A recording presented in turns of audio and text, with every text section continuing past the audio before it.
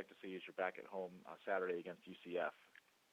You bet. Thanks for your time today, Chuck. Yeah, obviously, listen, they played great. We played bad, and that was a lethal combination. And so you got what you got on there. And got back in here yesterday, got to work on it, addressed some of the problems in our prep scheme and everything, and certainly, took ownership of that. I love the way the kids did. I love the way the coaches did.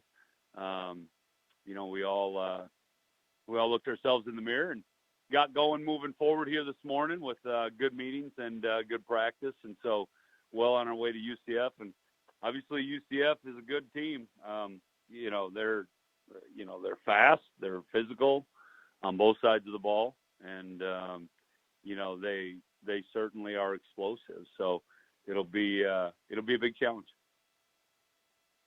We'll take questions for Coach Carey, please. Star 1 on your telephone keypad will put you in the queue, and then the operator will introduce you. We'll go to Mark Narducci with Philadelphia Inquirer. Good afternoon, Rod. Hey, Mark. Wanted to ask you, I know you guys are a 1 week at a time team, and every team is, but this game has real ramifications, whereas the loser is going to be in big trouble with the conference. Is that anything you guys look at, discuss, or anything like that, or is it just another week, another game? You did a good job there, Mark, and not giving me the proverbial but. I thought there was going to be a but. That was pretty good. Yeah, obviously everybody knows that, right?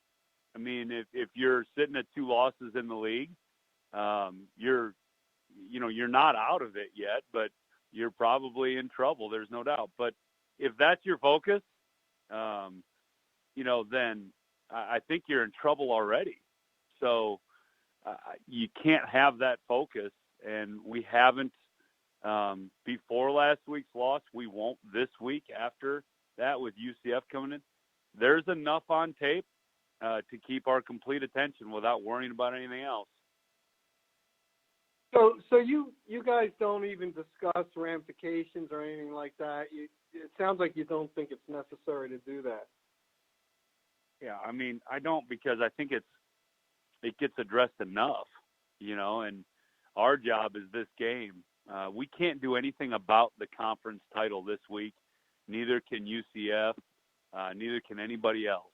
And so I don't, and I think that's that's something that gets you into trouble when you put your focus on something else than what's right in front of you. It really gets you in trouble. Okay, thanks a lot. You bet. Moving on, we'll go to Trace Trilco with the Nightline Sports Network. Coach, the league's schedulers did you no favors, Memphis, then SMU, now UCF. What's the measure of your team? How have you evaluated them during this grind? I haven't yet. We're not through it. And so, I think that kind of evaluations of team happen after the regular season, at least in my world. We're just trying to, learn from our mistakes and get moving forward. And I know a lot of that's coach talk, like Mark and I were just talking about. But man, if you do anything else in this game, your tail's already kicked. So I haven't done that yet. UCF with more than 600 yards total offense against East Carolina Saturday. When you look at them on film, what do you need to do defensively to slow UCF down? Well, we need to keep things in front of us and not behind us. And I think that's the number one thing with a team like UCF that you have to do. Keep it in front of you and tackle it. And if it does get behind you, get to it and tackle it. Make them line up again. That's kind of, any defense, wants to do that with any offense. But certainly with these guys, it's probably more important. Thank you. You bet. Next, we'll go to Sean Pastor with Owls Daily. Hey, Rod. So I was just curious early in the week here if you have any idea about Efi and Quincy's status.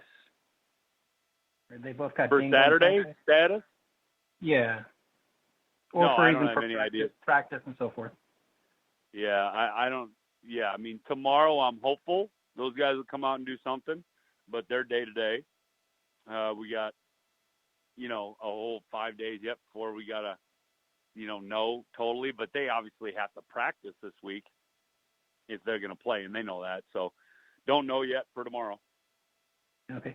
Now, as for Saturday, among you talk, sort of broadly, right? SMU played great, and you guys didn't play well. It did seem, looking at it at the stadium, Anthony didn't really put the ball in bad places very much, or didn't seem like he made bad decisions. When you look at his game on film, was he pretty good? There were certainly some individual performances that were really, really good. Anthony is certainly one of those guys that played really well in the game. Unfortunately, we didn't have enough guys playing like that. But Russo certainly played well. Okay, and last thing I wanted to ask, if you could make any comparison between the SMU's receivers and UCF's receivers. I don't know, speed, size, or right? Talent is talent when it comes to receiver. Yeah, I mean, I don't ever try to make comparisons in anything we do, recruiting or anything like that. So I haven't thought about that. I know that their receivers last week were good players, and the receivers we're playing this week are good players. So,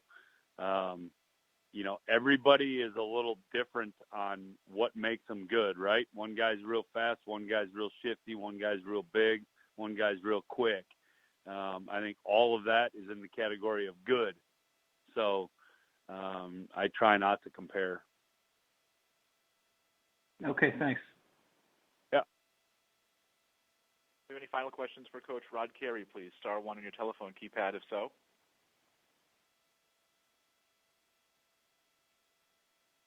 Coach, thanks so much for your time. As always, look forward to hearing from you.